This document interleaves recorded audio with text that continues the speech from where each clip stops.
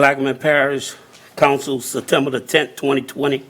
Meeting is now called to order at 7:25 p.m. We'll have roll call.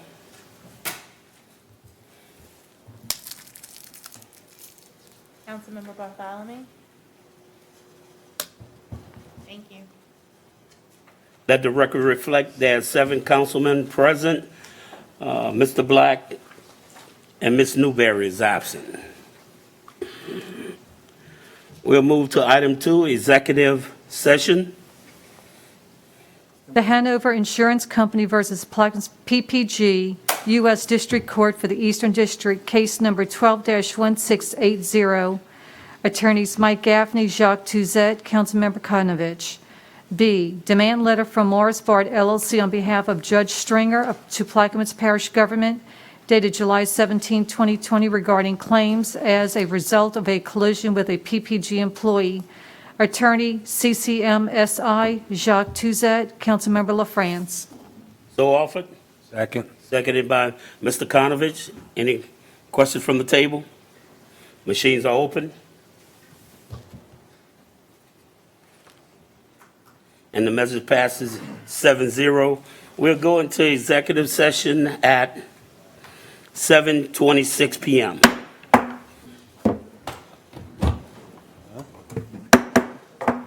We'll return from executive session at 8 p.m.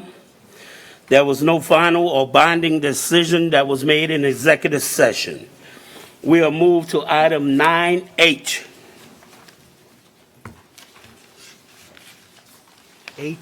H. A resolution allowing the Fishermen and Concerned Citizens Association use of any of the parish community centers at no charge in order to have voter registration drives and to explain the voting process to Plaquemines Parish residents and otherwise to provide with respect thereto. We have a motion by Mr. John Bartholomew. With changes. Change it, With change it Okay. first, please. Okay, the changes are in the preamble.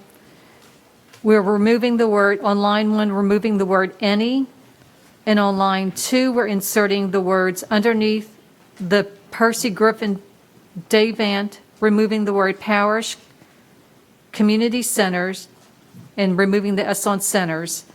And then on line 8, we're inserting underneath the Percy Griffin Davant Community Center, taking out the word parish. On lines 13 and 14, we're inserting underneath the Percy Griffin Davant, removing parish, and then reading community center, removing the S. So those are the changes. Offer. We have a motion by Mr. John Bartholomew. Second. Mr. John Bartholomew, seconded by Second. Mr. Konovich. Any questions from the table? Audience. Machines are open. Hold on.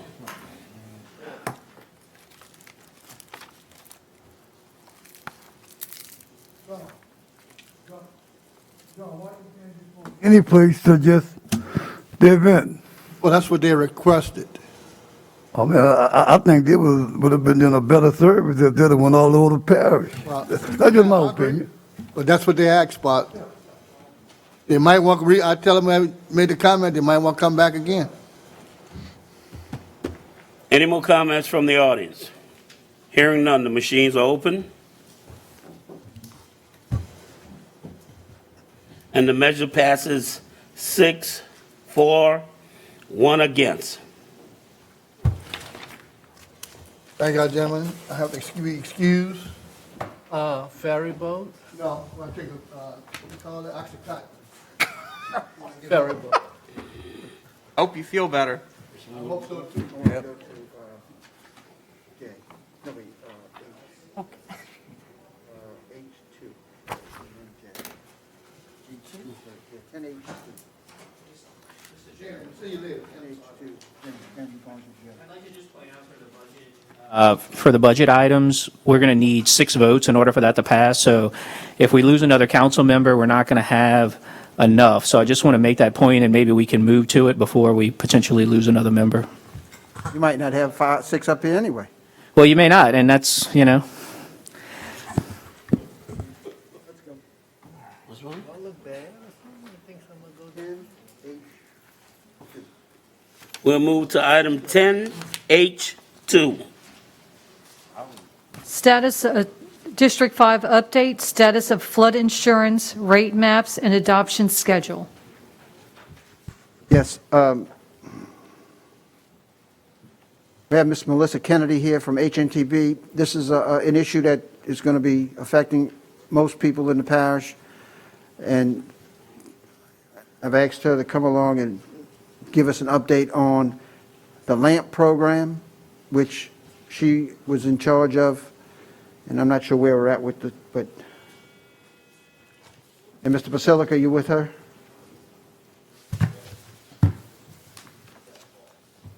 The boss?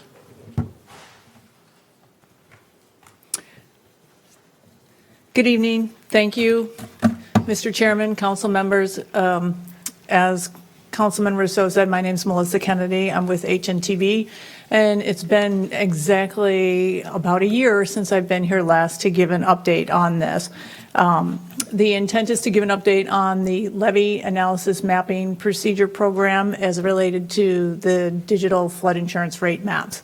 So just very quickly, I want to give a brief overview, discuss the schedule, the project status, the community preparation that's going to be needed in terms of the new maps coming out, some resources that are available for folks, and then some of the key messages. So the maps for Plaquemines Parish, the effective maps currently are from 1985 with some revisions up through 1993, so they're very out of date. Preliminary maps were developed by FEMA in 2008 and then updated in 2012. But those maps did not include an analysis including existing non-certified levies.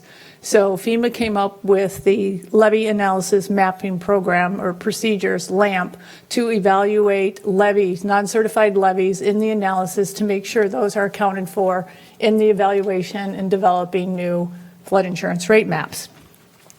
So that process started in about 2014. And again, the intent for that process was to make sure that all the features out there are taken into consideration and that the maps are updated commensurate with the risks that those levies are providing, or the flood protection that those levies are providing. Intent also to update the digital flood insurance rate maps and then allow for adjustments in insurance rates to reflect the actual risks related to the conditions of the parish. So again, I said that started about 2014.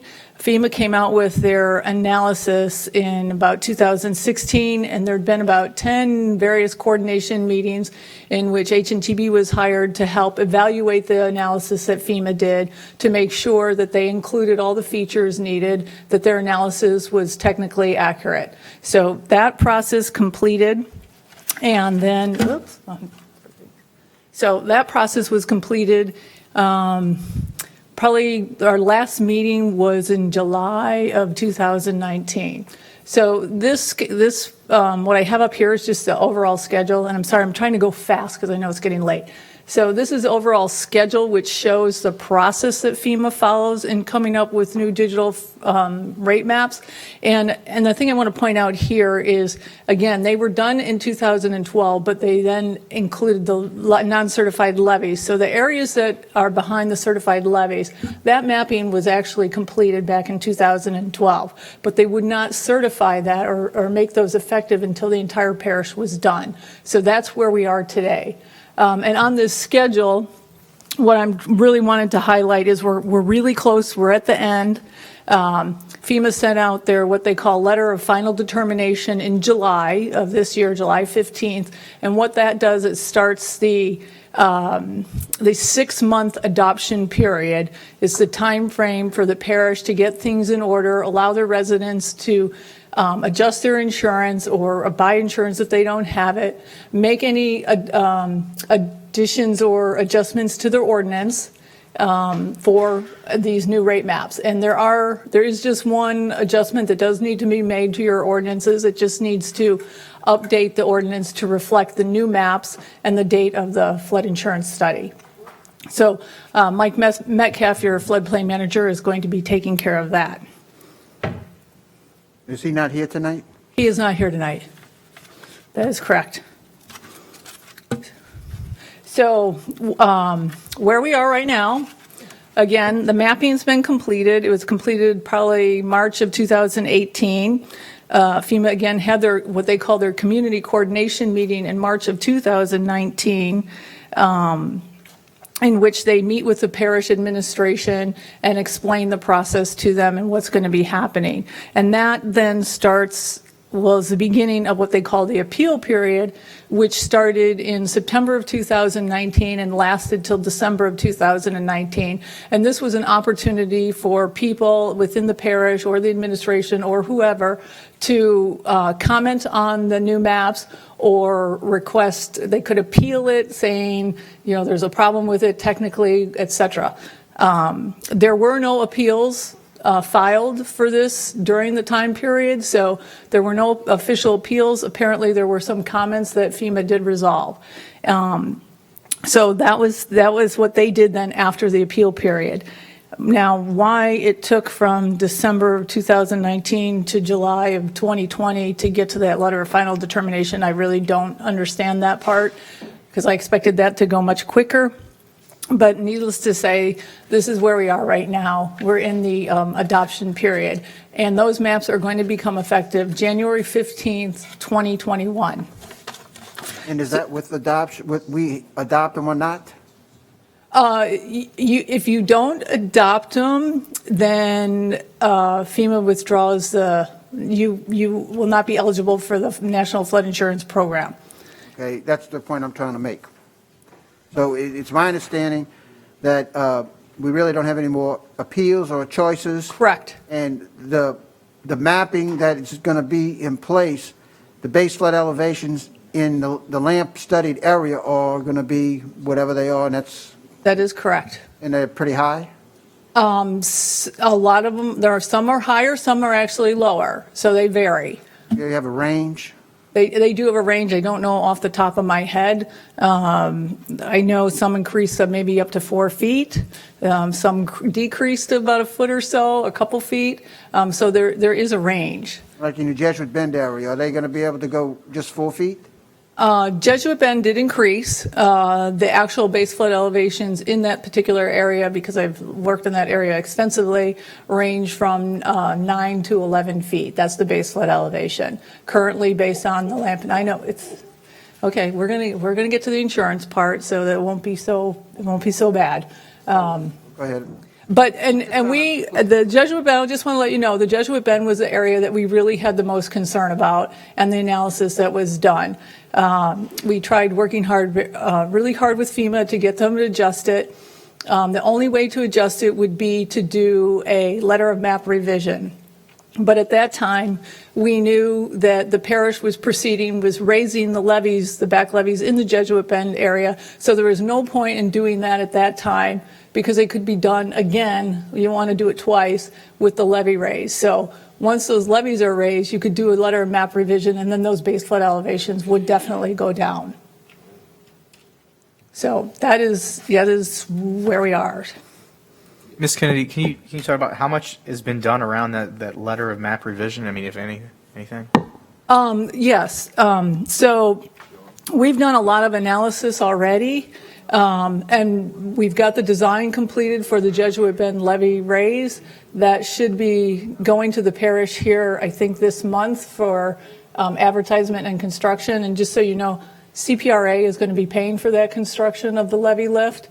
So we've done a lot of the analysis, which is a lot of the requirements that FEMA does require when you submit a letter of map revision. We have not been contracted to actually do that portion of it. So it would be a matter of taking the plans that are completed along with the analysis, filling out forms. There might be more stuff that FEMA wants. We've been through this before, where you put your package together, you submit it, and then they come back with questions, and they might want additional analysis or some other piece of information. I will say, if you would proceed at this point in time, you can do what is called a conditional letter of map revision, which is based on the actual design plans. And then once the project is constructed, it then becomes effective and becomes a final letter of map revision. This process, though, I will tell you, it does still take a while to get through a letter of map revision. And so this levy project that you're talking about? Yes. Sorry, go ahead. Mr. Helmers, I've asked a couple times by email for any information around that Jesuit Bend levy lift.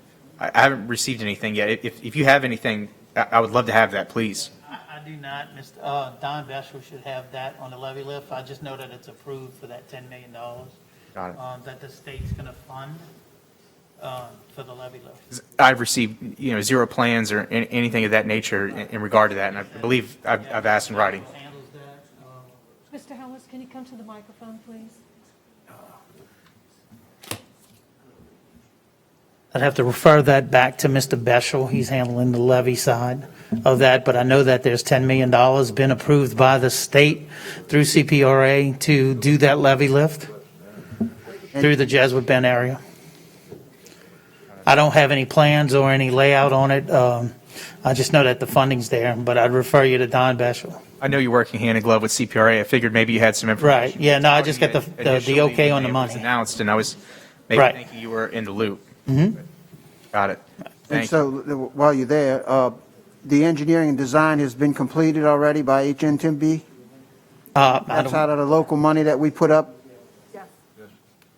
That is correct. Yes. Yes, we're just doing the final, there's some final coordination going on regarding access road acquisitions, temporary easements for access roads. That's a final piece that's happening right now. I just want the public to know that that's part of the money that we moved from the Reach B2 project to the Jesuit Bend project, so they'll know where the money went. Okay. And that's the design of that levy for the Jesuit Bend area, because we promised them that many, many years ago. Okay. Yes. And so you're saying when we adopt the new maps, we're going to adopt all of them parish-wide? Correct. And the adoption that we made for the inside the 100-year protection, that won't stand any longer? No, that will become effective. What you did was I forget what you call partial adoption, but that was just the parish doing that internally. For flood insurance, the only way that can be changed is when those maps become effective. So they were still, even though the parish adopted them for their internal building requirements and floodplain regulations, because they weren't effective by FEMA still reverted back to the original maps for relating to flood insurance. So now those that you did adopt by the parish will become effective in January. Thank God. I know it's very confusing, I'm sorry. Well, it was my effort to try to get the insurance rates down by adopting the partial adoption, and like you said, FEMA refused to acknowledge them. But the public was confused because they call and they want to know when we're going to adopt the maps. We've already adopted the maps, and they say, well, they say you didn't adopt all of the maps, which is true. Right. But I want to see our floodplain manager come in so we can. Well, I know when we talked about this before that we did talk about that you can adopt them internally for building requirements in your own regulations, but it only applies to insurance when FEMA makes them effective. And do you know if the NFIP expires at the end of the month? I do. I did talk to Mike about that, but we feel it's probably going to be extended because it usually is, and they wait till the last minute, I think, often to do that, but we feel it's probably going to be extended. And so do you have any idea about the grandfathering issue for those that are built on the ground? Yeah, I'm going to get to that. So next, community preparation. So on your website, there is information on the website. You can go on the Plaquemines Parish website, click the community button, and then click preliminary flood insurance maps, and you can go enter your address or zoom around in there, find where you live, and it will tell you what your new base flood elevation is going to be. Also on there is a document called Map Changes in Flood Insurance. That is a document that does explain the different types of insurance and grandfathering that can be applied depending on what area you are in and what area now has been changed, whether it's You've gone from a low to moderate risk to a high risk, from a high risk to a high risk, or from a high risk back to a low risk. So there are different options. The other thing is there's ads being run in the Gazette. One was done this past Tuesday, one will be next Tuesday, and then the following Tuesday to give information regarding this. And so the big thing we want to talk about is if you do not have insurance right now, to please get the insurance. And I'm going to give a really quick, I hope, quick overview on some of the insurance requirements. So obviously, if your BFE, base flood elevation, is going to be lower than what you currently have, it may put you outside the flood zone, which technically means insurance would not be required, but I always recommend it, especially in this entire parish. There also could be a reduction in your insurance rate. Now, if the BFE is going to be higher than what you're currently in, there's different insurance grandfathering or things that can be done to help reduce some of the costs. Again, if you're a high risk to a high risk, there's called a continuous or built-in compliance grandfathering. That means if you are in an area which is a high risk and moving to maybe even a higher risk, which would theoretically make your insurance go higher, if you're currently insured now, that insurance will be grandfathered.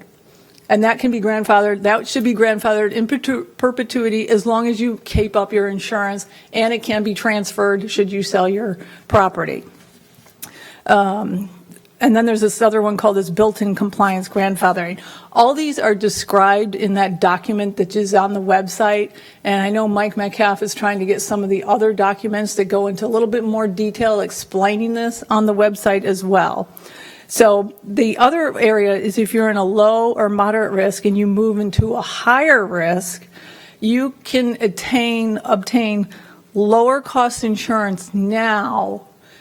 It will gradually increase a maximum of 18% per year and up to where it's going to meet the rate that is commensurate with that risk. So again, I encourage people to obtain insurance now.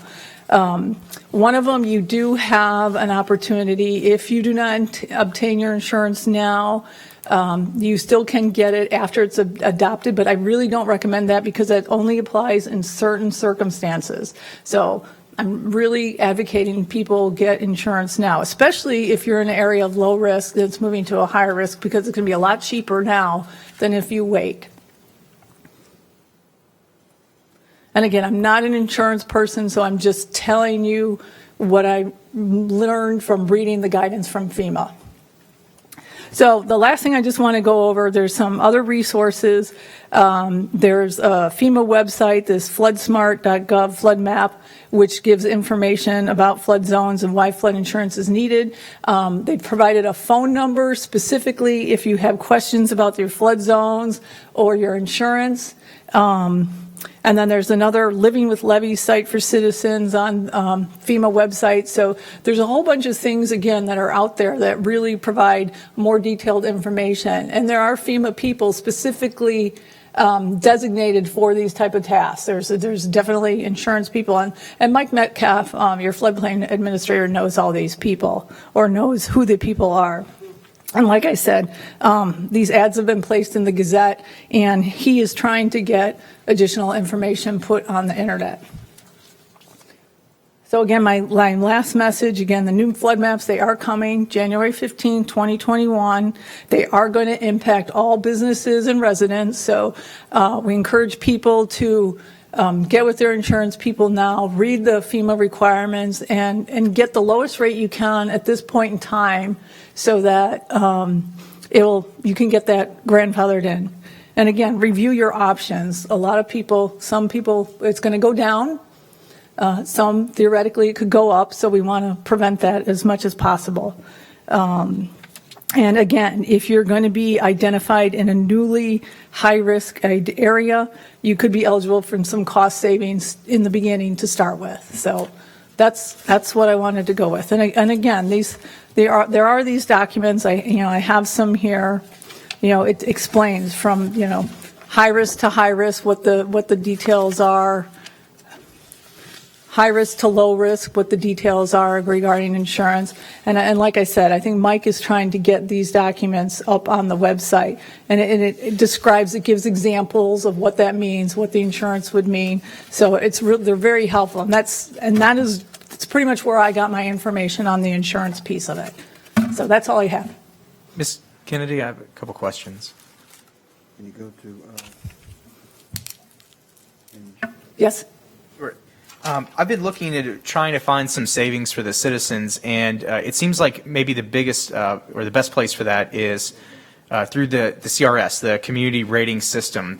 I've reached out to our floodplain manager asking what's the plan with that. I don't believe we have any points reduced, and we could potentially be, saving up to like 45% off of people's flood insurance rates. Now, some of those things, while they probably want them to happen at the federal level, like disallowing development in floodplains here, that might not make sense for us as a parish. But there are some things, everything from advertising that we need to have flood insurance as a community to cleaning storm drains to, the big stuff like not allowing development. What can we do to start getting some momentum? I feel like I've been throwing emails at the wall, and I don't know if I'm getting any traction here. So you are not part of the community. You're not part of the community rating system right now. But we could be. You could be, yeah. I understand that an economic analysis was completed about 5 years ago or so to determine or to help the parish make a decision on whether they wanted to proceed with trying to do that, become part of the system, because there are certain things that obviously need to be done. The way it works is it's a 10-point rating system. You start out with 10, and as you move down, you get every number down, like you go from 10 to 9, you get 5 points off or 5% off the insurance community-wide. So the lower your number, the higher percentage you get off your insurance rate community-wide. There is a cost to doing that. There are things that you have to do to get that done. I don't have the details of that, so I don't know, and I was not part of that study that was done. But I did talk to Mike, and he said, if the parish council wants to proceed with doing that or wants to start looking into that, he's fine with doing that. But I just want to make sure that you understand that it's not just a simple thing. There are.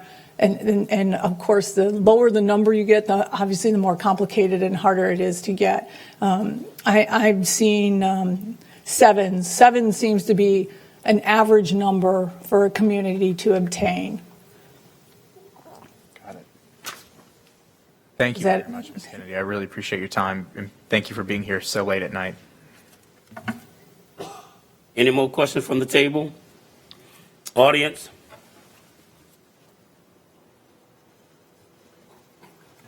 Donald Valley. Miss Kennedy, if you could just wait just a minute. I live in Jesuit Bends, and I can tell you I've talked to so many people down there that are scared to death of what's getting ready to happen. However, we all do know that the back levee is being raised. There's additional lift on it. I think all the engineers, we talked before. That's under contract, I believe, at this time. I don't know when it's going to get completed, but what we talked about today is, Miss Kennedy, why wait till it's done? Why don't we file for the appeal now based upon the findings of what the elevation is going to be, so we can talk about the reductions that can be in place? Secondary is that I think you all need to let all the public know, besides Jesuit Bend, what other areas are going to be affected in such a drastic manner that this area is going to be affected. I can tell you the people are scared to death. But they also, your recommendation, buy the insurance now, without question. I served in the Louisiana Land Trust Board. We saw so many people who didn't have insurance that didn't think they had flooded. Everybody in this parish needs flood insurance, without question. It's gonna happen sooner or later. But what action do we need to take to file the appeal based upon those findings? You agree with me? Yeah, this would not be an appeal. It would be a letter of map revision. So. By the individual homeowner? Pardon? By the individual homeowner? No. I'm talking about the letter of map revision for once the levee is raised, you can get the letter of map revision completed for the Jesuit Bend area, which would reduce the base flood elevations in that area. It'll change it about 3 feet. Yeah. I think about roughly. Can we ask the legal department to put that in motion? Who's supposed to do that? Yeah, we'll work with them. And there's no sense waiting till it's finished. We all know what the elevation is supposed to be. The last lift that's on there, and I think the contract was $10 million. Do you all know when the completion date of that's supposed to be? Started, yeah. It hasn't been advertised. Oh, you haven't advertised yet? I thought it was let already. I'm missing it. When's it going to be let? When's it going to be advertised? I'm sorry. I'm imagining within the next few months. We're going to be submitting the final plans and construction documents You're to the obviously parish. managing that. Yes. Okay, good. You know, the parish is going to advertise the job, and I believe the parish is going to advertise, I'm not, parish advertise the job, and Don's not here, Don Beschel. CPRA is going to pay for it? Correct. I think that is, yes, because be the documents are, the construction documents are utilizing parish contract language. So yes, it's going to be advertised through the parish, but CPRA will be funding it. On a reimbursement basis? I don't know the details. There has to be a, what do you call it? There's a agreement letter between EA? Thank you. Yes, and I don't know the terms of that agreement, so I don't know if that's even completed yet or not. There's currently But I can find that out. There's currently a cooperative endeavor agreement exchange going on between us and CPRA regarding this matter. There was, they're obviously fronting, I think it's $10 million for the construction. We're in the process of determining anything aside from the construction would have to be paid for on behalf of the parish. So we're currently working with GCR to do the analysis to determine what the parish's share would be. We're looking to make sure we don't have to acquire any new right-of-ways or any new easements and stuff. So we're in the process of working on that with CPRA currently. Well, the reason I asked that about is it going to be a reimbursement project? Because if it is, it could be a cash flow problem for the finance department. That's correct, yeah. It could be a reimbursement project? A reimbursement project, yeah.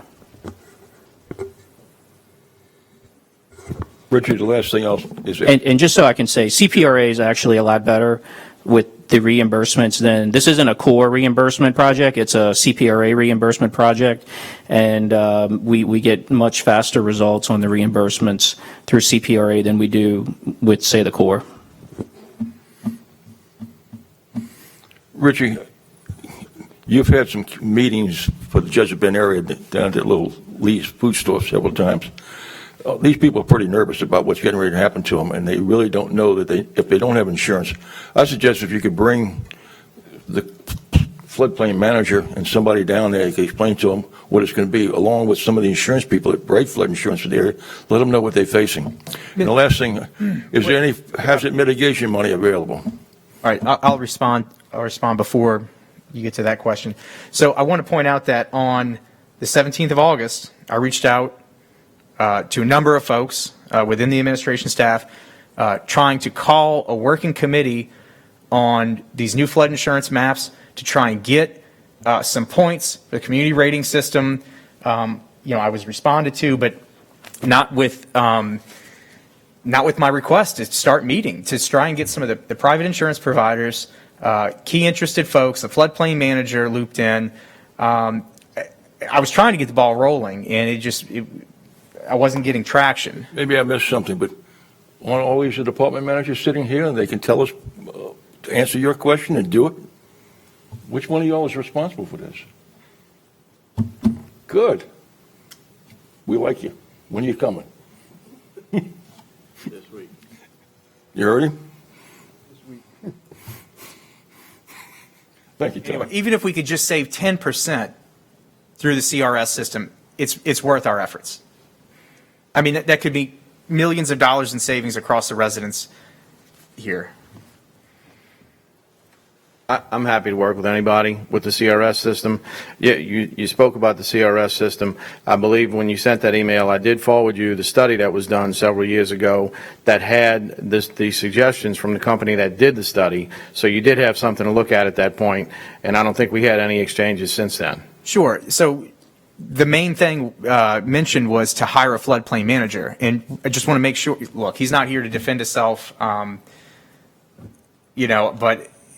we've got a guy that is, he's a professional, This is right up his alley. We need some results. Okay. Thank you. Is there any more comments? I just want to thank Mr. Kennedy and Mr. Basilica for coming tonight and being so late. Thank you.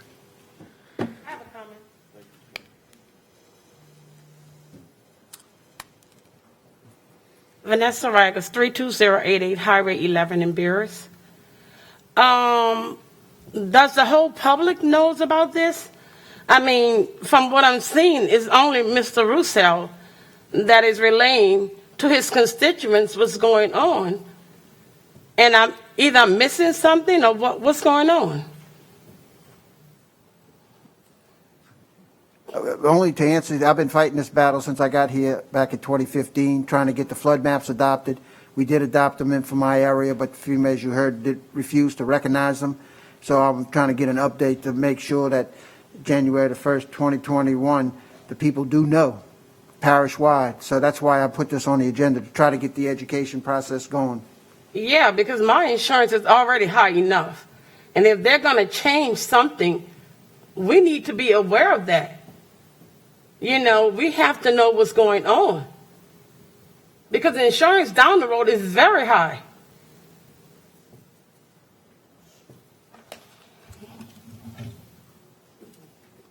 Is there any more comments?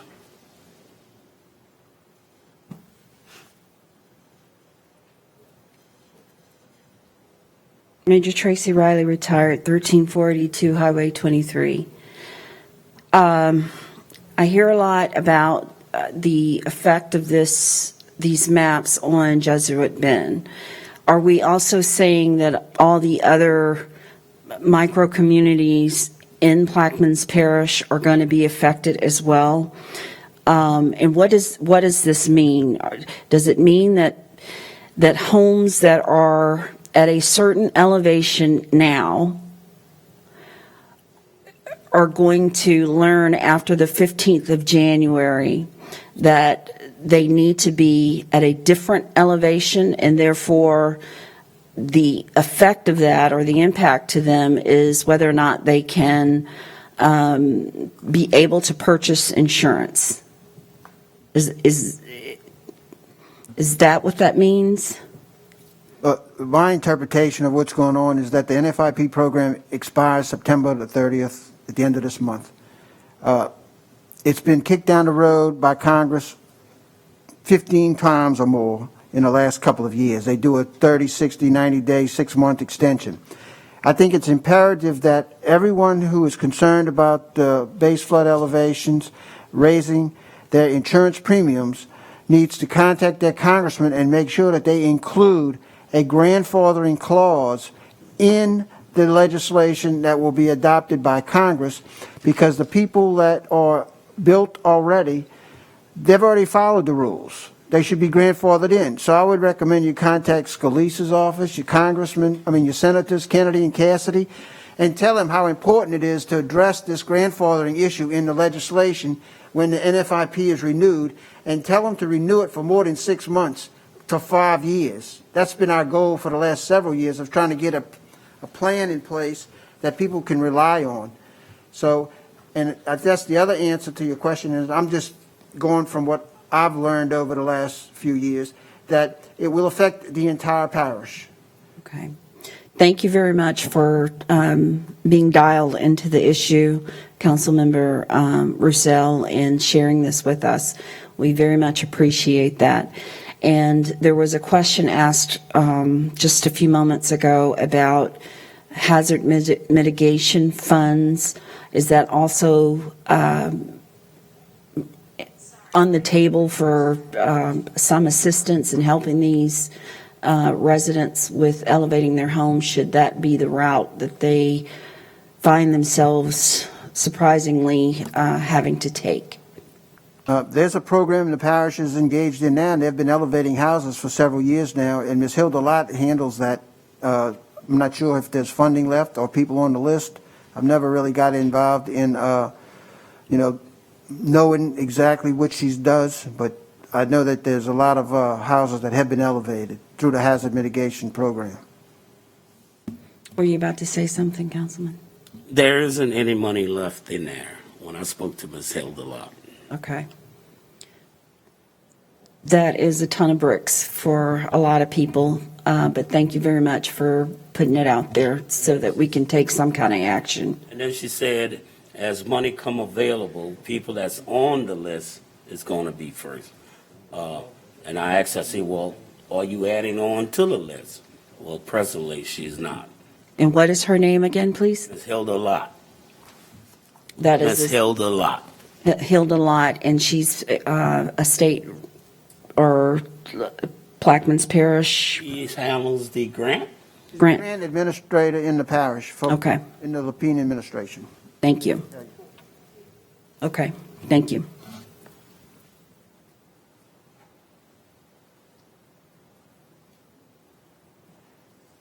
Is there any more comments from the audience?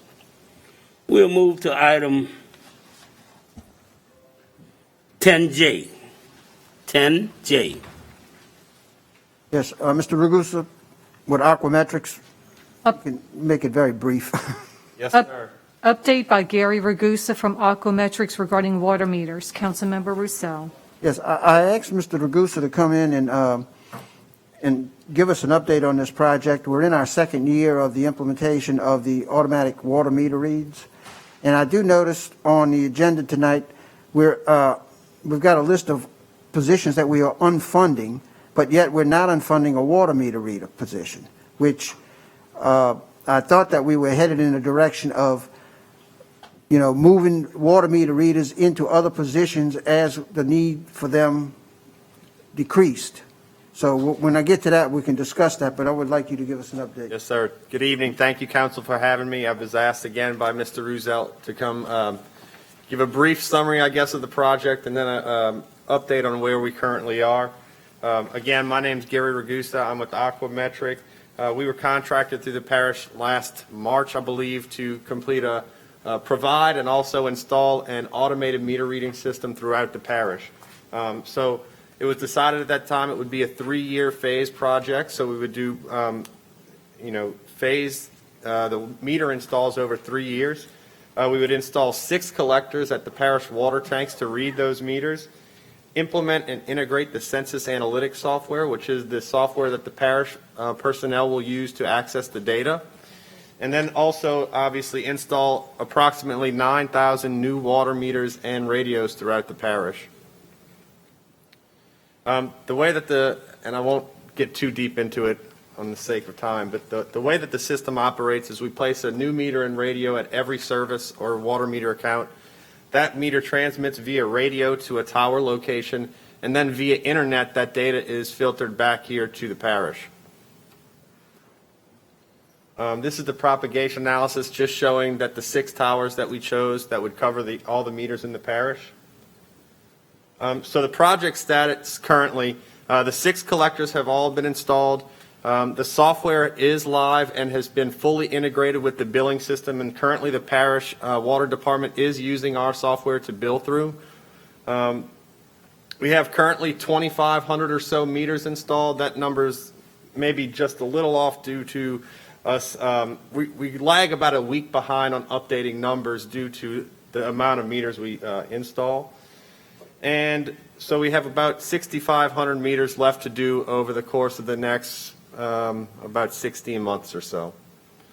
And so really that's the entire update, and I'd open it up if you guys have any questions for me.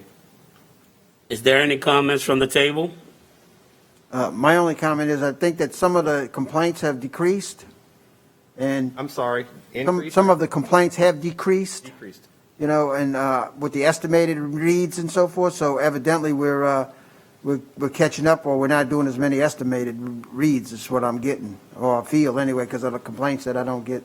Yeah, so one of the things that was chosen by the parish when we started this project was to focus our efforts in phase 1 on the hardest to read routes, and so that's could possibly contribute to the decreased complaints.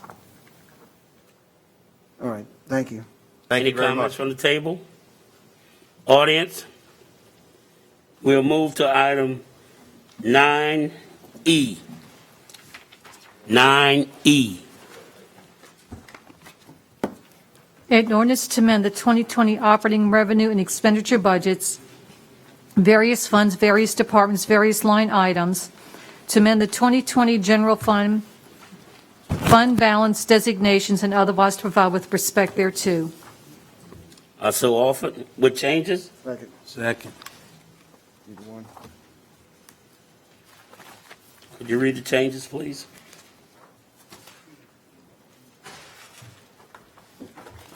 The entire document was substituted. Oh, okay.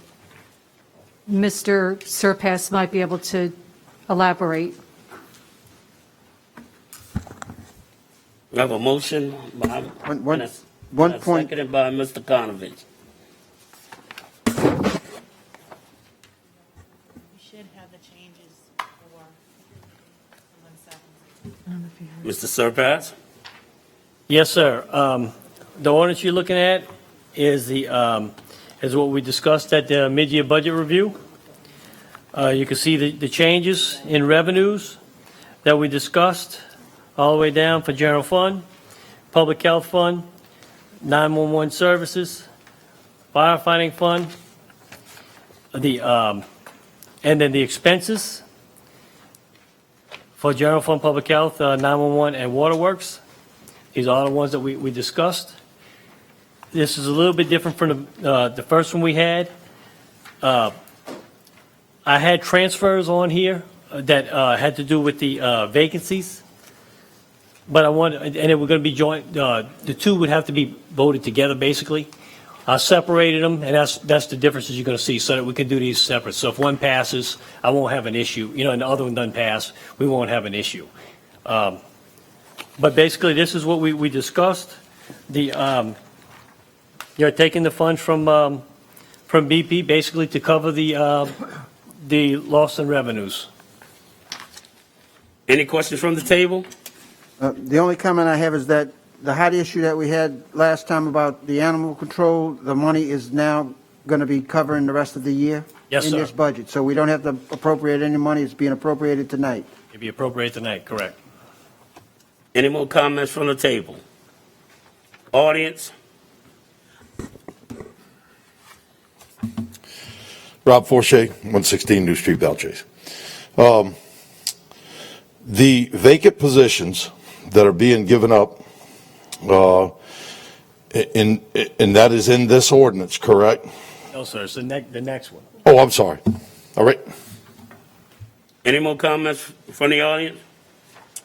Hearing none, machines are open. And I just want to remind everyone, since we're dealing with the BP fund, we need a 3/4 vote for it to pass. Okay. 2/3. 2/3. 2/3, sorry. You need 6 votes. Yes, sir. Machines are open.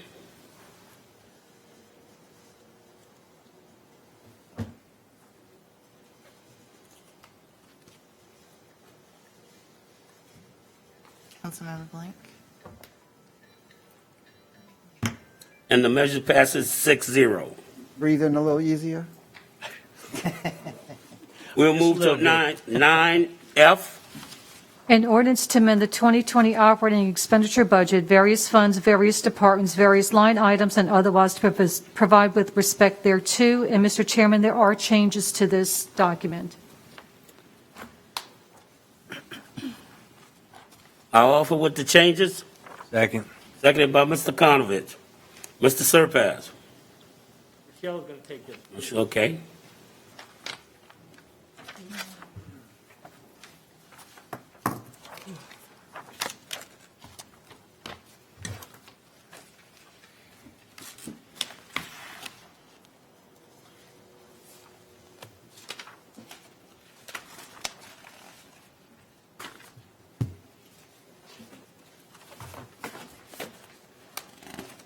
We went over the vacancies at the last meeting.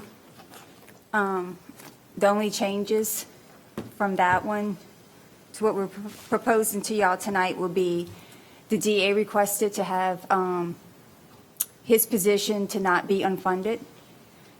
And we took off the EMS supervisor. They said they needed that position also.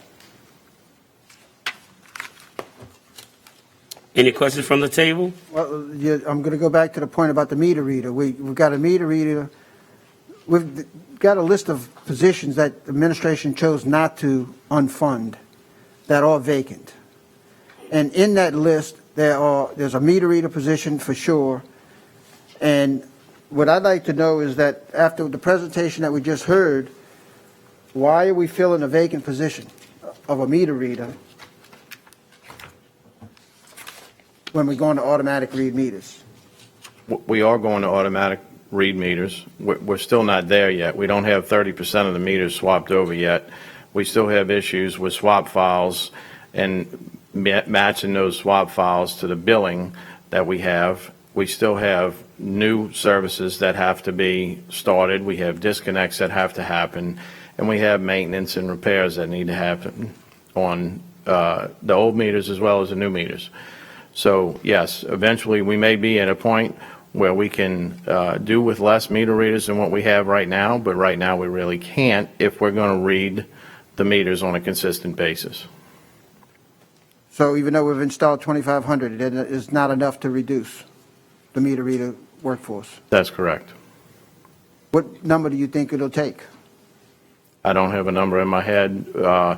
It goes by routes. We have a certain number of routes that are read by each meter reader. I'll get with the superintendent this week and find out what number that is.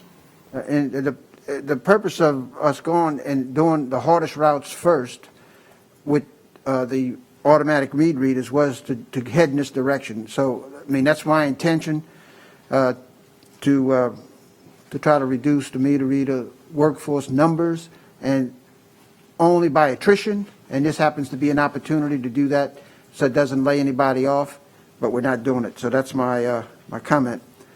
The other thing is that we have on here that we have a flood control supervisor. Are we filling that position? I don't deal with flood control. Scott, you want to talk about that? I mean, just the list that we have of positions, I guess I could wait till the budget hearing and we can handle this then. But I would like to know if we're going to reduce people by attrition rather than have to actually lay people off that are in those positions. Flood control supervisor. It's vacant? Yeah.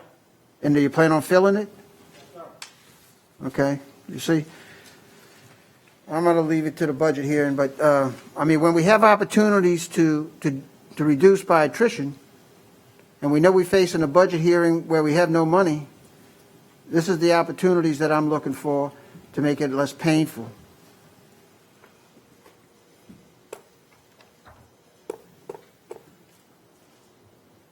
The flood control supervisors with the flood control department, which they don't have one right now.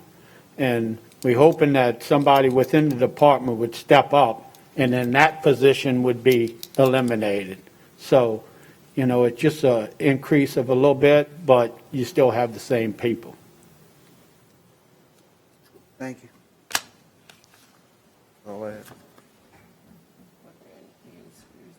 Yeah, I just wanted to make sure no Recreation South people are getting their jobs, because Maida's by herself and needs some help. I know that. There's only one vacant recreation worker right now, and it will remain funded. Thank you. Todd, some of those new meters, do they need battery replacements? Do they have ongoing maintenance? Is that why one of the reasons why you're hanging on to a meter reader for now? Yeah, so what's going to happen, when this is complete, meter readers are going to become more like meter technicians. They're not going to have to physically go out and read meters unless there's a problem with the meter. Sometimes the antenna doesn't communicate. Sometimes a homeowner runs over the antenna with the lawnmower and we have to go replace an antenna. You know, there are maintenance issues that happen on a regular basis with these meters. Even though they send the information directly to the computers in a swap file, there are still things that have to be done. Like I said, we have to start new service for new customers. We have to discontinue service for some customers. You know, sometimes they turn it off in a rental property and then it has to be turned back on. These are all things that have to happen on a regular basis. So yes, they will become more like meter technicians. They will have to do repairs and those kind of things. Thank you very much. Yes, sir. So the automatic meter readers don't turn on and off from the office? I'm sorry, say that again? The meters, you don't turn them on and off from the office? No, we have to physically go out and turn the curb stop and put a padlock on it when we discontinue someone's service. But do you have the capability in the office to turn them off from the office? We can activate the account and deactivate the account, but I can't turn the water off from the office. But you can activate and deactivate? Correct. Yes, sir.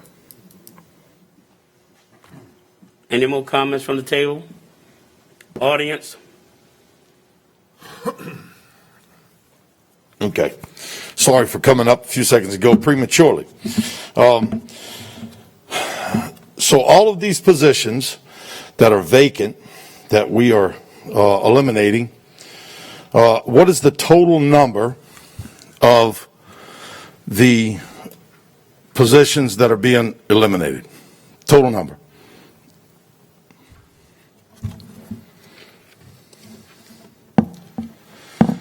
One. 21. Okay. To be clear, that's unfunded, that's vacancies that will be defunded, not positions that are going to be eliminated. Exactly. These are vacant positions. These are strictly positions that since the budget was adopted, have remained on the budget, making the budget look this big whenever it's actually not that big. It's at least 21 because we're getting rid of 21, right? And One of many steps we need to take. excuse me? It's one of many steps we need to take. Right. Okay. So my point here is, unfortunately, I discovered today at this meeting that the adopted budget has not been kept up to date on the website, on the parish's website. And I think now Tommy is going to fix that and start updating our website with a more up-to-date budget as it changes through the year from the adopted budget, and I guess post it on our website so that we'll know, the people of this parish will know. Because what I did was I went in and I found 31 positions that are vacant, and whenever you add those up with benefits, if you got rid of those 31 positions with benefits, these are vacant positions, not anybody's job, not anybody working the ground. 31 vacant positions is 1.5 million 62,000. And a little over that, okay? That's with the benefits. Without benefits is 900, almost $1 million. So, I'm not real sure why we're holding on, and of course now I'm going to go back with some updated information to try to figure out how many more positions are vacant, and why we're holding on to these vacant positions. And I'm not saying eliminate the positions altogether. I believe that we can unfund them and come back and fund them if need be. But to get a true picture of the parish's budget in this particular time, I would think that everybody would want to know exactly what the budget needs to be. So that's just something that I came up with. And of course, now I'm finding out that this is not good information because the budget that is posted on our website is not accurate. So I guess I'll leave it there.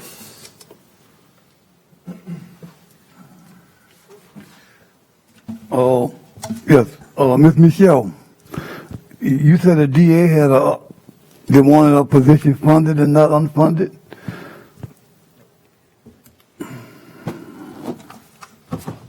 The DA had an investigator that has been vacant. Could you tell the public the salary of that?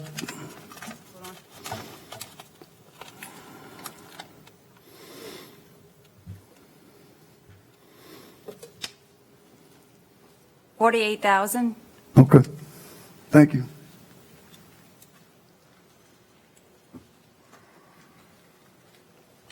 Good evening, Lorraine Yuritich, employee of the DA's office. I just wanted to explain why we're asking to not defund the position. We had an investigator in there. The investigator left. We now have a CEA with the sheriff's office, PPSO. So that position is filled, it's just not an employee of PPG. It's a CEA with PPSO.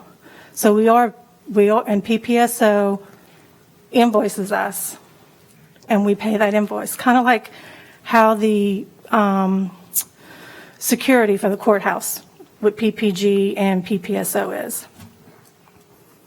So we're still paying it, at least the salary. We don't need the benefits, we don't need the insurance, the FICA taxes, or the retirement, just the salary.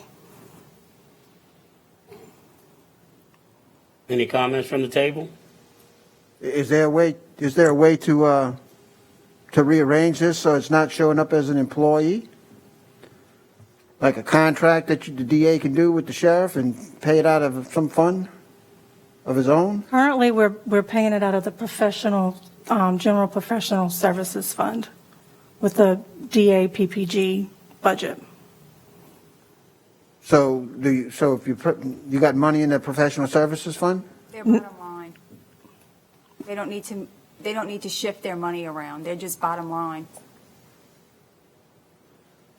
I know, but do you have funds in there that could cover this? Bottom line, we do, not in that particular line item. That particular line item is zero. That's why we're asking to not defund it, because that salary is actually covering that expense. Seems to me that there's a better way to do this than to look at the position as being a position when it's really a contract or whatever you have. But your bottom line, I guess we'll deal with that in the budget here. Okay. I just wanted to explain the reason.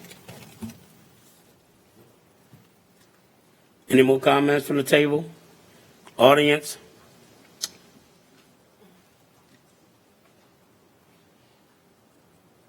Vanessa Rackers, 32088 Highway 11, Beers, Louisiana. While you're on the funds of budgeting and this, that, and the other, whatever, down the road, there's a lot of equipment, and I'm quite sure they know about it. The tractors, I mean, what are they doing about getting tractors? It's a lot of stuff that goes broken or whatever the situation is, and nothing is done about it.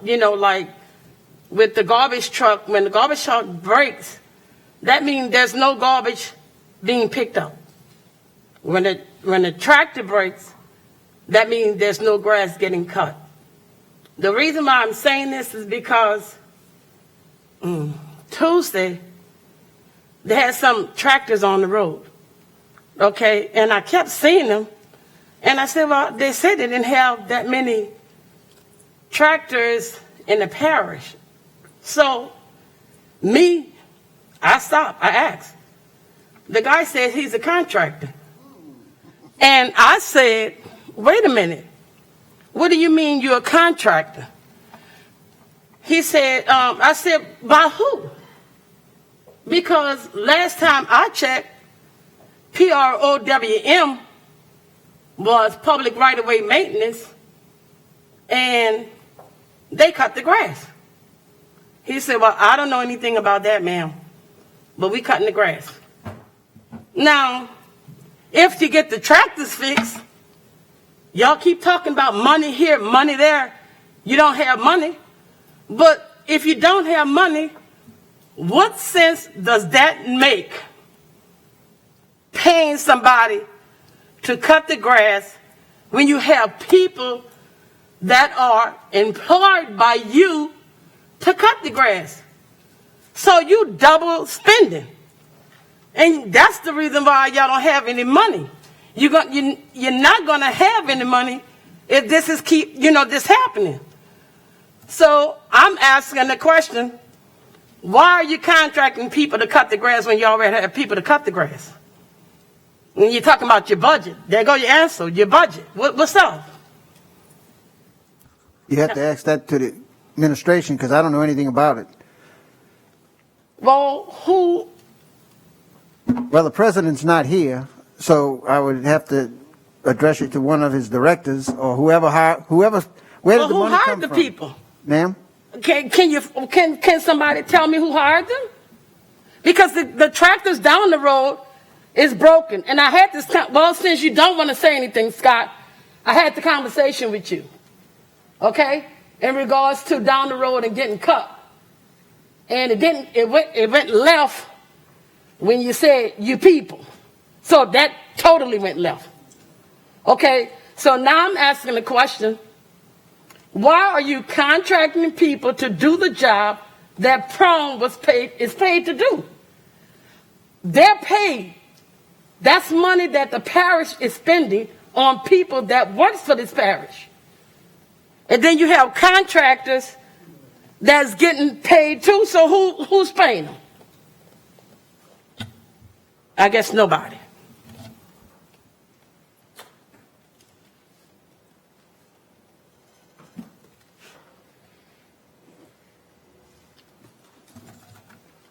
All right, yes, it was administration's decision to get a professional service for a contractor to cut grass, because every one of y'all up there are asking us to cut this ditch, cut that ditch, cut the levee, cut this right of way, cut everything. We got 21 tractor drivers in the parish. We got 6, 7 tractors down. One went down today, okay? So we got 7 tractors that are down. 3 of them at Chauvin and 3 of them at SCS. We send them to D&M out of Baton Rouge to try to get fixed. Yes, it costs money to fix the tractor. Sometimes $10,000, sometimes more, sometimes less. So we are. So in that behalf, everybody's, we're trying to cut the highway. That's where the problem is. We are cutting the highway. We started from West Virginia going south, okay? So it's 30 miles to Sunrise Pumping Station from West Virginia. From Sunrise Pumping Station to the Jump Basin Roads, another 20 miles, okay? So they were designed to cut that distance. But the sheriff cuts the middle neutral grounds, okay? So we let them cut the middle neutral grounds. We told the contractor cut the sides all the way to Venice. But on that 20 miles, you're missing 20 miles of the center neutral ground, so we had them add and go all the way up to Chevron. So they're cutting 65 miles, okay? We're doing what we can do to cut grass. Everybody's hollering about cutting grass. We're trying to cut everywhere. Yes, we got tractors go down. They come back up. Sometimes they take longer. We got one ready yesterday. We're going to pull it out the shop tomorrow. So, we're doing what every one of you asks us to do every day on a work request, cut this ditch. So we can keep the ditch bank cutters on the ditches. We cut the levee crew on the levee, and this contractor is cutting the highways. And they're doing a pretty good job. If you notice it, you go up and down the highway, it looks good. They're picking up trash. They're doing everything they can do to make it nice and look good before the winter comes. Hopefully the grass will slow down. The grass been growing. Yes, it has. We backed up in COVID. We backed up on the storm. That was a week and a half there with the 2 storms. So we are trying to cut, and we're trying to think out the box or make adjustments, and that's the adjustments we made. Administration made that decision to do that.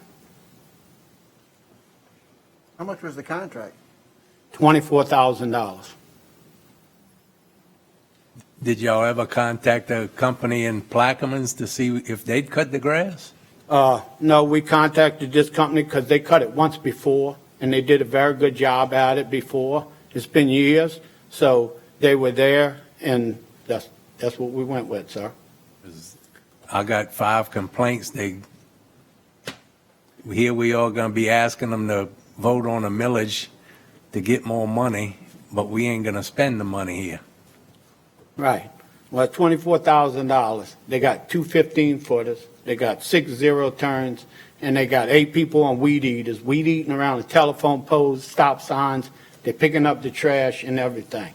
So they are doing a good job. That's $365 a mile to cut 1 mile's worth of grass, if you divide it up and do the math. And they're getting the job done. They import sulfur already. They started, Saturday morning at West Ravenna Road. They right south of Diamond, right where the roads meet together, Diamond Road and Highway 23. And they'll be going through Port Sulphur. They're going to go all the way to Venice. Thank you. You know, last week we had review the budget hearing, and we discussed cutting grass intensively.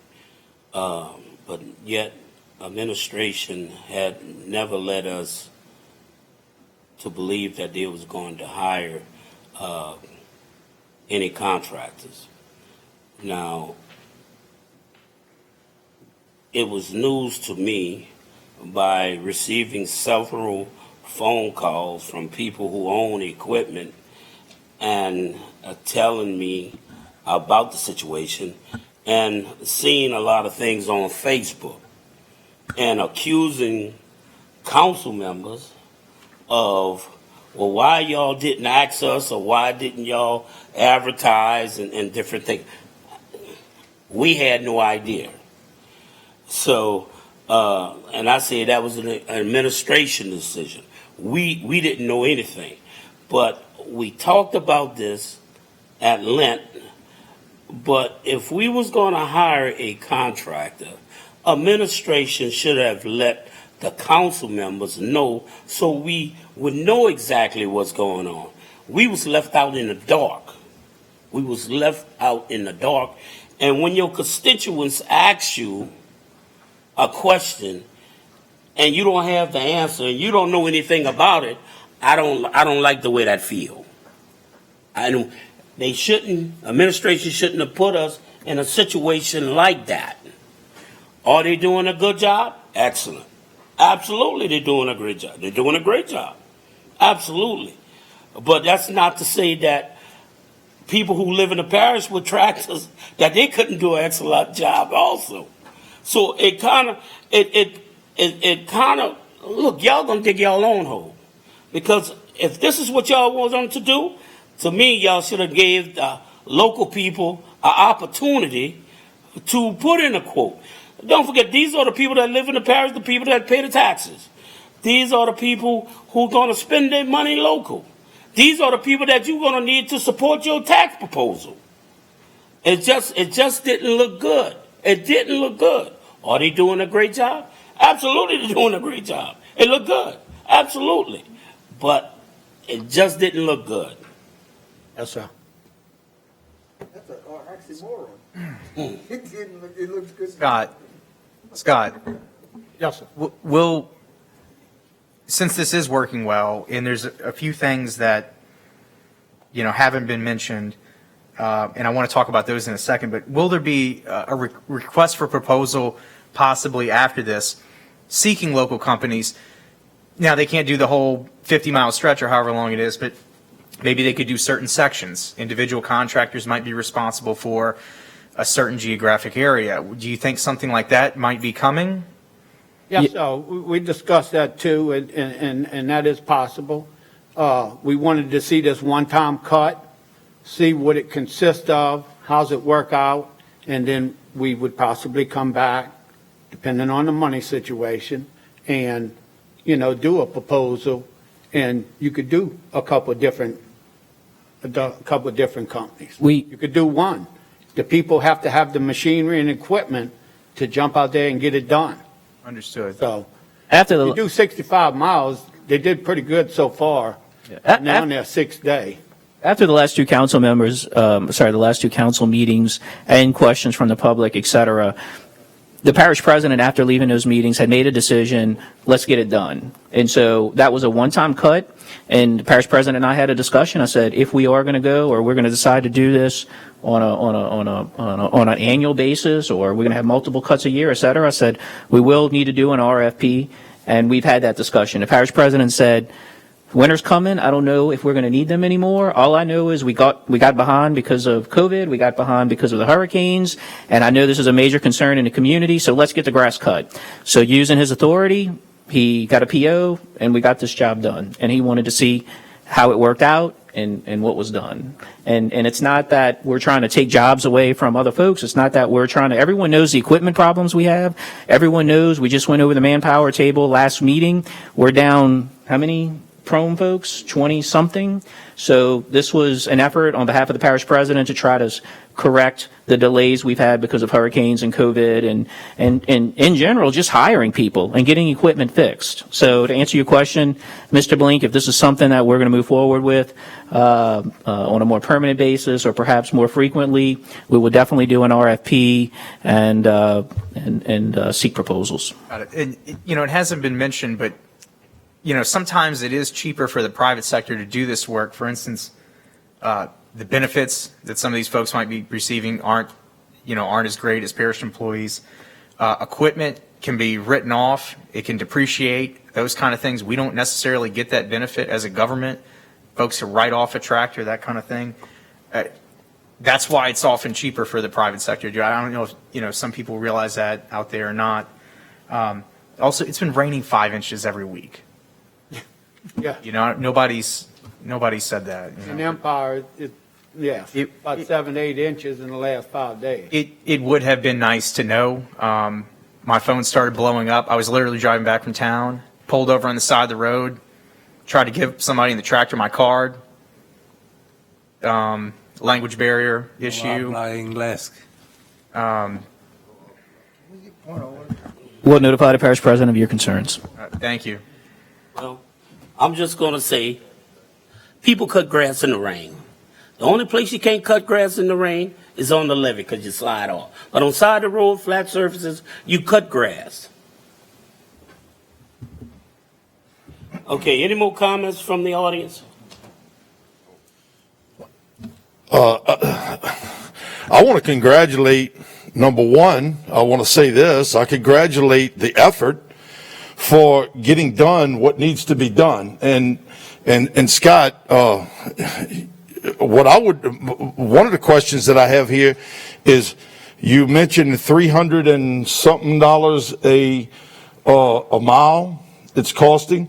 What does it cost us for prom to cut 1 mile of the highway? And that would be one question. And then the other question that I would have is, these companies that we're going to hire, I think that the only problem with this is the way it was done. It seems backhanded, and that is not what we need in this parish, is backhanded stuff. But I congratulate you on the effort. I congratulate you on getting this job done. But as Councilman LaFrance said, by all means, there should have been a phone call to every councilman up here to let them know what was going on before it ever started. And if we're going to continue this, we can let these jobs in sections, and someone may want to bid the whole job or bid sections. As I'm sure everybody knows, I'm not saying anything that no one's thought about, right? But what about hiring these people who work with prom that obviously it's going to get their job? If we can't do it for $360 a mile, then it's going to wind up getting their job, because we're going to wind up letting a contractor mow all of our grass from one end of this parish to the other, maybe just on the highway, but that could happen. So, thank you. Let me ask you this. Point of order, please. You can't come. Once you spoke one time, that's it. Mr. Roussel? We already have a contract with the state to cut the grass. They pay us. How much they pay us a mile? Do you remember? I know it's $180,000 a year. Yeah, it's like $180,000. I don't know the cost per mile. That's for both sides of the river? Yes. This issue comes up because, the campaign promise was that I'll sign the contract and get the grass cut. Well, we did. The issue isn't that. The issue is, you all know, a lack of manpower and a lack of equipment, and we've gotten behind. Everyone knows that's the problem. This wasn't some backhand attempt by the parish president to circumvent what Prome's already doing. This was an effort to catch up. And so he decided that he wanted to do that now. He didn't want to wait 2 months for the RFP process to go out for proposals, receive requests, figure out and once again, the parish president and I had a discussion. If we're going to do this more long-term, we're certainly willing to look at and do an RFP so that we can do it where potentially, multiple folks in the parish can bid. But this is a large company, this is what they do, and they were able to get the job done in, 3 days? Well, not quite, but anyway, real quickly, let me just say that. And so, that's all I can say. This wasn't something backhand. We're not trying to supplement what Prome's doing. Actually, we're trying to catch up. That's what this was about. And a call would have been good, like they said, because I'm on the tractor Monday cutting grass at the fort, and people's accusing me of pocketing money. And I'm here. If I'm getting paid money, I'm going to pay somebody to cut the grass myself. Well, and for the record, the parish president often cuts grass himself on the weekends as well. I do every week. Mr. Blank? Randy, if you could, just please let us know when the RFP is going to go out so we don't have to find it in the back of the newspaper or something like that, so we could let our folks know they're doing the lawn care to where they could at least have a fair shake at participating. Thank you. We will be sure to email you the RFP. Thank you very much. Call a question. Let's call for question. Let's open the machine. Let's go. And the measure passes 6-0. We'll go to item 3. There are no proclamations. Item 4, status report by the parish president. Discussion regarding craft fair held at Withdrawn. Rexfield. Okay.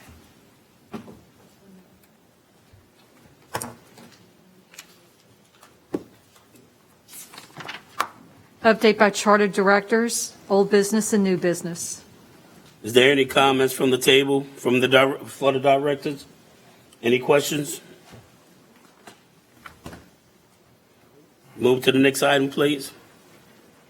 Bids and advertisements, there are none. Beer and liquor licenses, I don't believe we have any. Oh, we have one. Hong Kim Investments, Lucky Food Store, 111 Crane Drive, Suite A, Buras, Louisiana. That's all.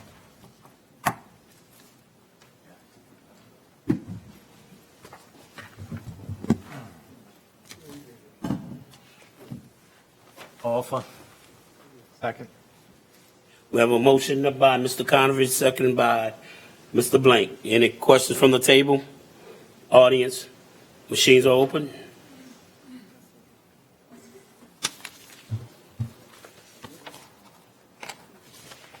And the measure passes 5-0.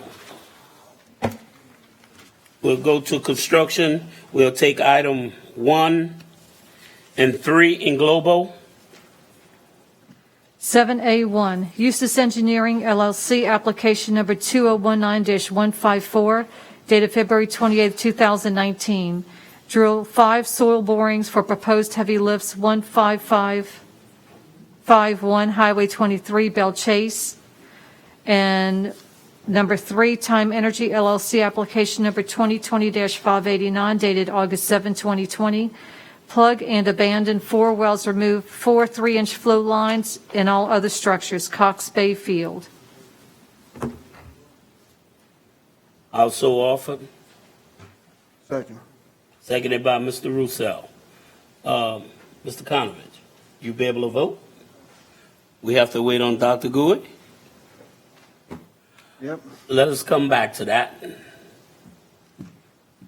So I'll withdraw the motion, and Mr. Roussel will withdraw the second. We have to come back to that. Let's go on and take item 2. Woodland Borrow Pits LLC, application number 2020-578, dated August 5th, 2020. Install a temporary dredge pipeline and pump discharge line across the Mississippi River levee. 22441 Highway 23, Port Sulphur. I'll offer for discussion. Second. Seconded by Mr. Roussel. Do anyone have to know if, I know Ms. Newberry had introduced an ordinance to look about purchasing that property? Is it going to cost us more money if they fill it? That's what we need to know. If he wanted an open pit. Yeah, but this pit is from the Highway 23 to the river levee. That sand pit. Mr. LaFrance, what's the total cubic yards that's desired to be filled on that? It seemed a little small when I looked at it. I know, and the size of the pipe, and they felt that it was only going to be worth $10,000. So that's why I offered just for discussion. Is anyone here from Woodland Borough Pips? And Rennie, I have a question. Go ahead, Mr. Blank. Sure. So from what I understand, in this parish, when sand is mined from the bottom of the Mississippi River, there's some sort of mineral tax or severance tax. There's something associated with that the parish receives.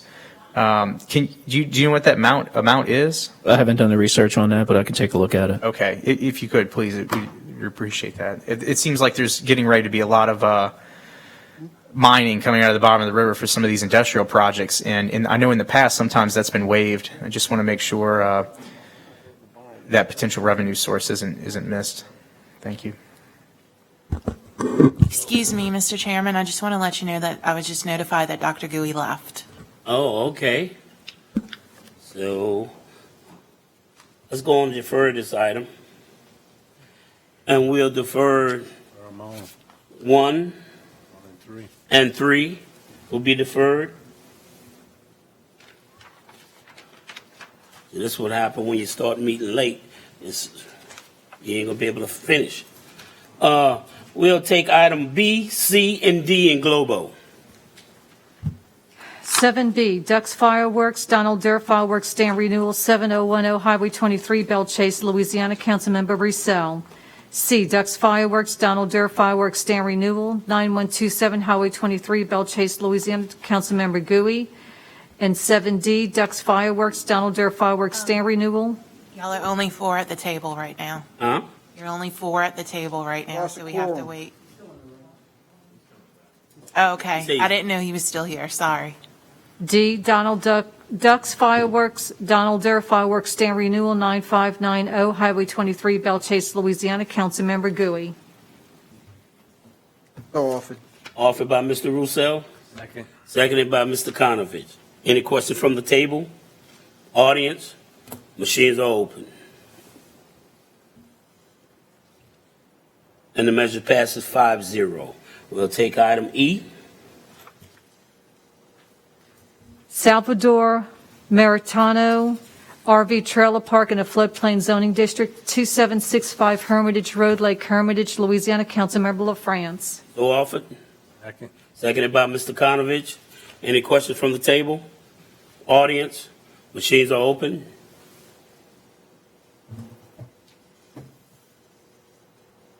And the measure passes 5-0.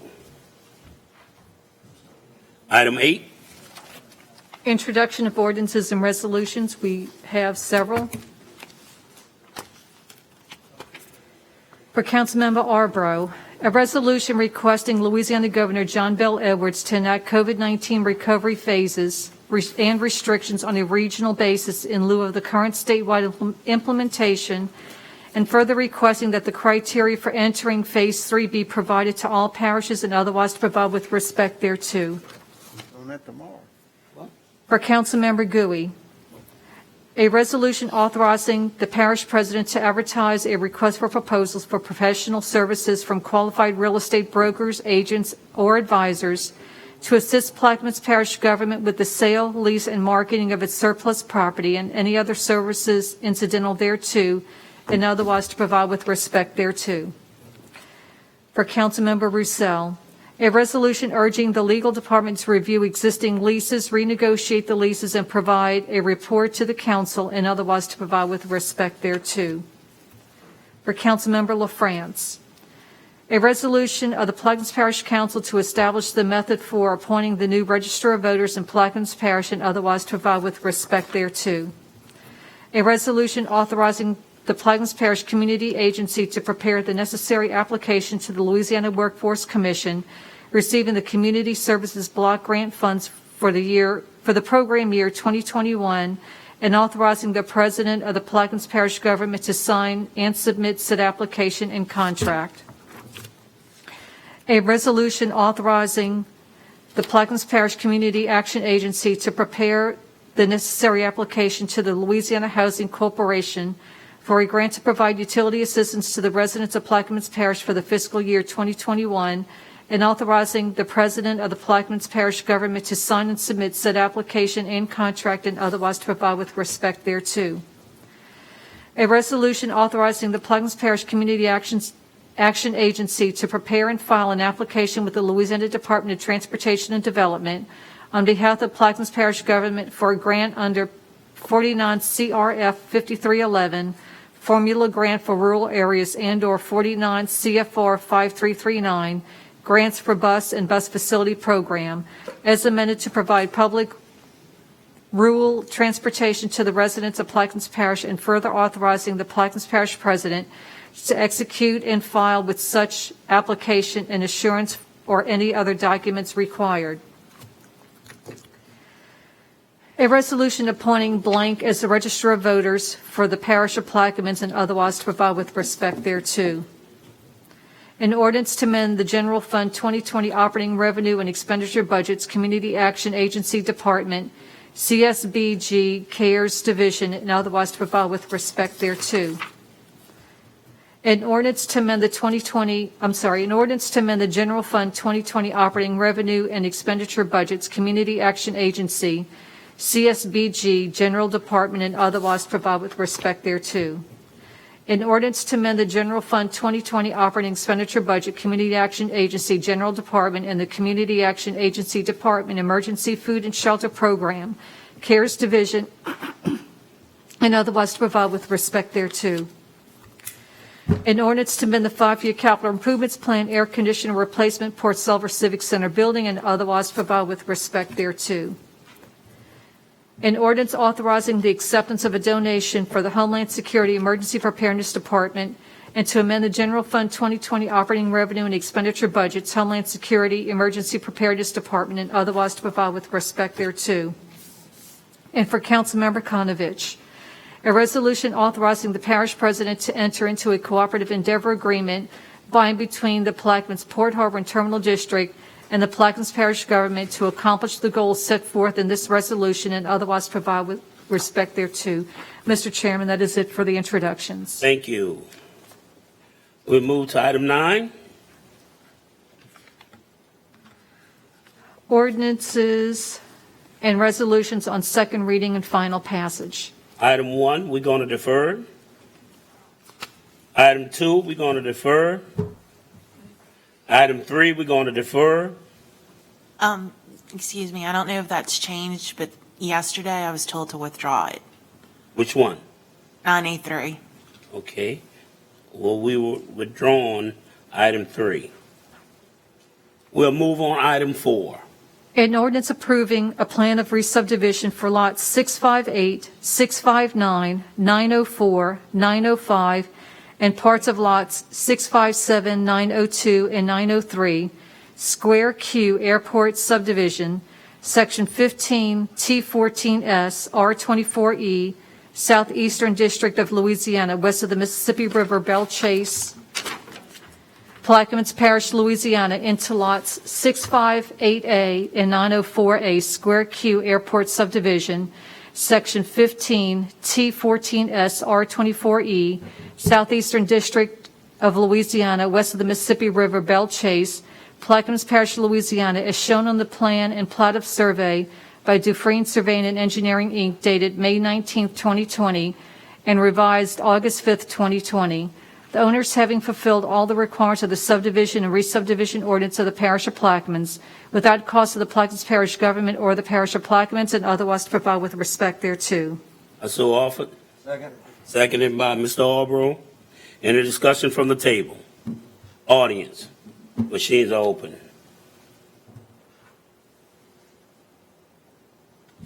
And the measure passes 5-0. We'll go to we're going to defer item 5, and we'll go with item 6.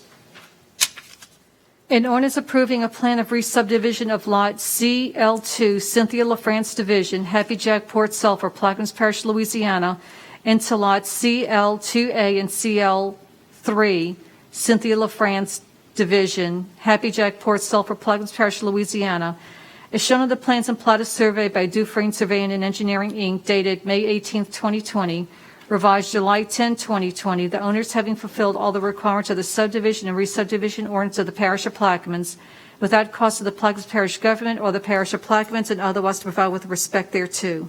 So offered. Second. Seconded by Mr. Konovich. Any questions from the table? Audience, machines are open. And the measure passes 5-0. We'll go item 7. That should be deferred. Okay. 9A8. An ordinance approving a plan of re-subdivision of parcel 2, Ollie Plantation, Belle Chase, Plaquemines Parish, Louisiana, into lots 2A and 2B, Ollie Plantation, Belle Chase, Plaquemines Parish, Louisiana, as shown on the plan and plot of survey by Dufresne Surveying and Engineering, Inc., dated June 5, 2020, and revised August 5, 2020. The owners having fulfilled all the requirements of the subdivision and re-subdivision ordinance of the Parish of Plaquemines without cost of the Plaquemines Parish government or the Parish of Plaquemines, and otherwise to provide with respect thereto. We have a motion by Mr. Blank, Second. seconded by Mr. Konovich. Any questions from the table? Audience, machines are open. And the measure passes 5-0. Next item, please.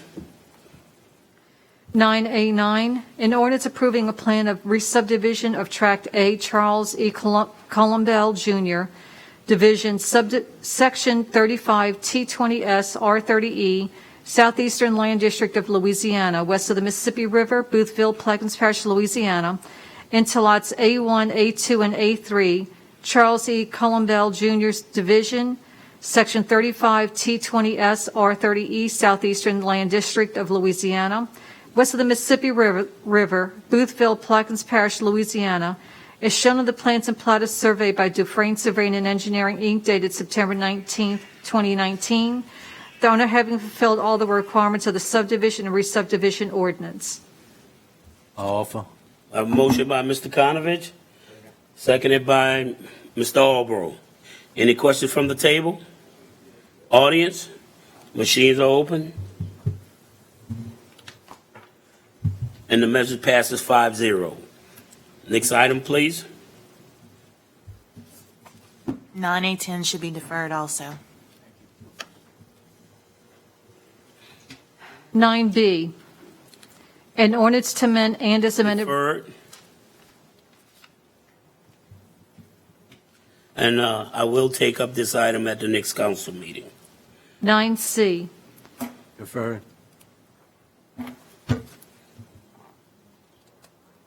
9D,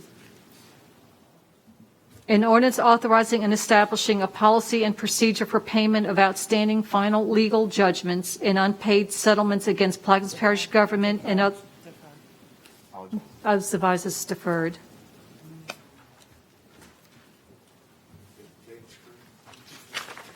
That's it.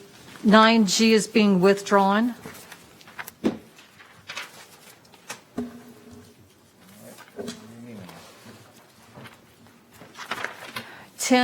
B, District 9 update, Councilmember Konovich. Number 1, discussion regarding grass on side the roads, in ditches, and on levees. Number 2, discussion of drainage issues. And number 3, FEMA update. Hold it. You don't have a form? I just, Oh, the, we don't have a quorum right now. I can't ask a question. Yeah, you can talk. The pumps at Fort Jackson, because with all the rain, I can't keep up with turning on and off, and any way we could fix the float. For the night? Yeah, he took his stuff. Thanks. Call the meeting off.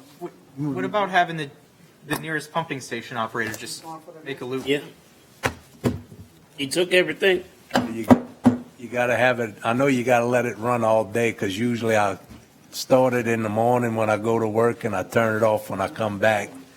And sometimes it pumps it all, sometimes Well- gotta do it a couple days in a row. Lately. Thank you. After end the meeting because we don't have a quorum.